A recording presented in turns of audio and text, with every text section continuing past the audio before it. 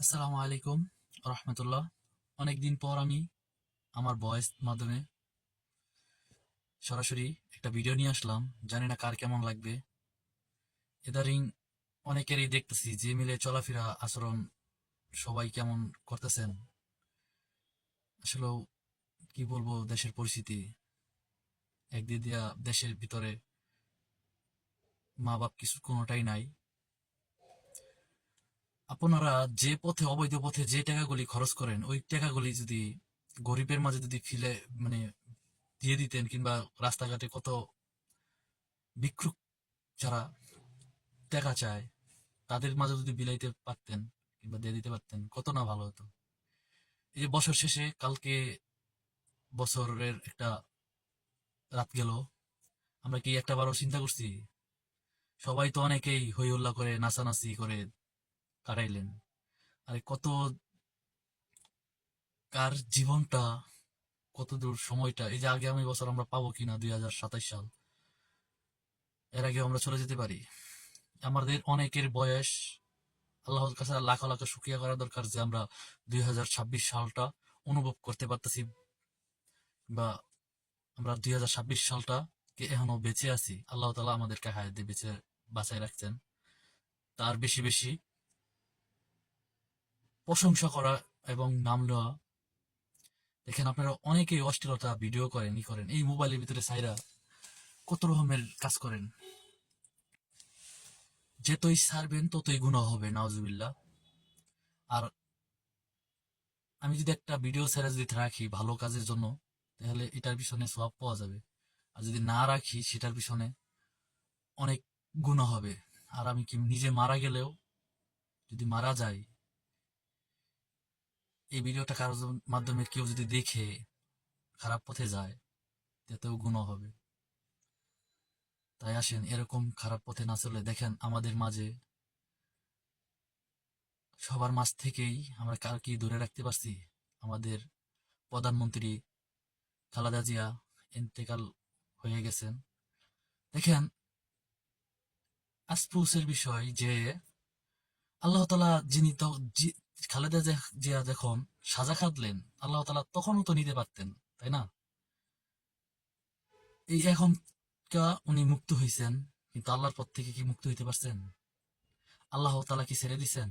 কিন্তু ওনার সময় যতদিন ছিল ততদিন কষ্টের মাঝে হোক সুখের মাঝে হোক কাটিয়ে গেছে। এখন কি উনি আসতে পারবে? আল্লাহর কাছে ধরা হয়ে গেছে গা, আমরা কেউই পারতাম না। উনি কি কাজ করছেন না করছেন উনি কিন্তু জানেন। আর মহান আল্লাহ তালা সবকিছু লেখা রাখছেন। ওনাকে বাজে যেরকম পাচ্ছি না আমরা, আল্লাহ তালার কাছে দোয়া করি ওনার জন্য যে ওনাকে জান্নাত এবং ফেরদৌস দান করুক। কবরের আযাব তো অনেক ভয়ঙ্কর। হাইরে আফসোস, যদি কাল কারোর প্রতি উনি যদি খারাপ কোনো চোখে রেখে রাখেন, তারপরেও আপনারা মাফ করে দিয়েন তাকে। কারণ এই না যে কবরের আযাব অনেক ভয়ঙ্কর। আর এই কবরের আযাব যদি আমরা জানতে পারতাম, কেউ বুঝতে পারতাম, সব কাজ থেকে বিরত থাকতাম, আল্লাহ তাআলার কাছে ডাকে সাড়া দিতাম। বেশি কিছু না তো, আল্লাহ তাআলার হায়াতটা অনেক দামি হায়াত, সময়গুলো অনেক দামি। আমরা তো অবহেলা করে নিত্য কাজে সময়গুলি ধ্বংস করে দিচ্ছি। এই টিকটক, ফেসবুক, ইউটিউব, অনেক ব্রাউজার লাইনে অনেক কিছু হয়েছে। এই যে আমি আরো আমার ভাইদেরকে বোনদেরকে বলতেছি যে আপনারা এই সব ভিডিওগুলি করতেছেন, করেন ভালো কথা, একটু ভালোর পথে করেন, একটু পর্দাশালী হন। আর এমন পর্দাশালী হয়েন না যে কিনা পর্দা করবেন নকল করে। নকল কোনটা জানেন? টাইট ফিটিং করার দরকার নাই। আমার অনেক ভাইয়েরা আছে, বোনেরা আছে, অনেক টাইট ফিটিং করেন, টাইট ফিটিং করে চলাফেরা করেন। কেন ভাই? ঢোলা পোশাকে কি সময় কাটে না? ঢোলা পোশাকে হয় না? এই যে ফিটিং করে পরেন, নকল করেন, কোনো লাভ আছে? কোনো ফায়দা আছে? কোনো লাভ নাই, কোনো ফায়দা নাই।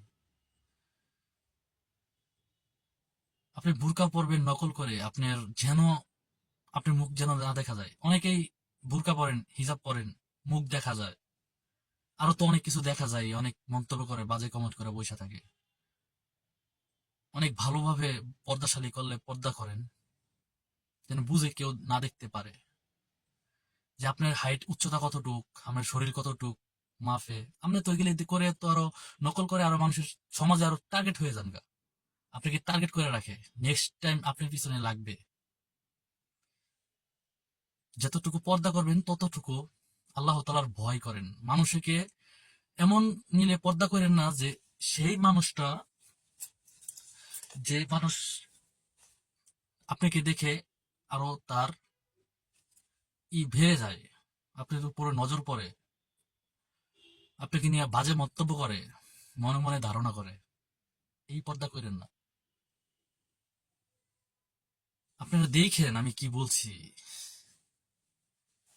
বলবেন যে আমি, আমাকে নিয়ে অনেক বাজে মন্তব্য করেন না যে আমি করি না। আমার ভিডিওতে কমেন্ট আসছে তো, অনেকেই ভাইয়েরা বলছে অনেক দিন ধরে আমি লাইফে আসি না, আমার ভিডিও নিয়ে আসি না। এই ফিটিং ফাটিং করা বাদ দিয়ে সোজা পথে চলেন। ইসলাম সোজা, কোনো বেকার প্যারা নাই, বুঝছেন? সুখ দুঃখ মিলে এই সব কিছু আল্লাহ তাআলা কিসের মাধ্যমে যে আপনার সুখ দুঃখ পরীক্ষা করবেন, কষ্ট দিয়ে পরীক্ষা করবেন, অসুস্থ দিয়ে পরীক্ষা করবেন, আবার সুখ দিয়ে পরীক্ষা দিবে। পরীক্ষা শেষ নাই। আপনাকে এমন সুখ দিবে, সেটাও দেখবে, আবার সুখ কেড়ে নিয়ে নেবে। আমাদের সুখ তখনই হবে যেদিন আমরা মারা যাব, আবার আল্লাহ তাআলা জীবিত করবেন।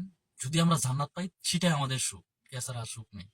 কারোর পিছনে না ঘুরে নিজের জীবনটাকে সাজান। কথায় কথায় অনেক বেড়ে যায়, কথায় কথায় অনেক কিছু, অনেক কথা এসে পড়ে। এত কিছু বললে ভিডিওটা অনেক লম্বা হয়ে যাবে, যে কারণে আসছিলাম। আমার একজন প্রিয় বোন আছেন। হে বোন, আমি তোমাদের বলতেছি, আমার বোনটিকে, আমার ভিডিওটা অবশ্যই আমার বোন কি দেখবে। শুধু আমার বোন না, সব বোনের জন্যই বলতেছি, ভালো পথে চলেন। একজনের জীবনে ঘুরে কোনো লাভ নেই। নিজের জীবনটাকে পরিবর্তন করেন। আর যে যাওয়ার উচিত সে চলেই যাবে, যে থাকার উচিত সে থেকেই যাবে, কারণ কারোর ভেন্দে রাখা যাবে না। এই যে দেখেন আমাদের দেশের প্রধানমন্ত্রী যে চলে গেছে, বাইচে থাকলে হে ধরবে হে ধরবে, এখন কেউ ধরতে যায়? এখন কেউ ফিরত নিয়ে আসতে পারবে? তাকে দিয়েই দেখাইলাম। আল্লাহ, তুমি মাফ করো আমাদেরকে। আমাদের তিনবার নির্বাচিত হয়েছিলেন তিনি নাকি, আল্লাহ তাআলা তাকে কিরকম দেশ চালানোর জন্য যোগ্যতা ছিলেন নাকি যোগ্যতা ছিলেন না, আল্লাহ তাআলাই ভালো জানেন। আল্লাহ তাআলা তাকে বসাইছিলেন সুমহান মর্যাদা হিসাবে। আল্লাহ তাআলা, তিনি আমাদের মাঝ থেকে চলে গেছেন। ইন্না লিল্লাহি ওয়া ইন্না ইলাইহি রাজিউন। আল্লাহ তাআলার কাছে দোয়া করি উনি যেন জান্নাত পান। আর অনেক ভালো সময় বেঁচে ছিলেন, কিন্তু আল্লাহ তাআলা হায়াত নাই, চলে গেছেন। সবার কাছে দোয়া কামনা রইল। সবাই ভালো থাকবেন, সুস্থ থাকবেন। আসসালামু আলাইকুম ওয়া রাহমাতুল্লাহি ওয়া বারাকাতুহু।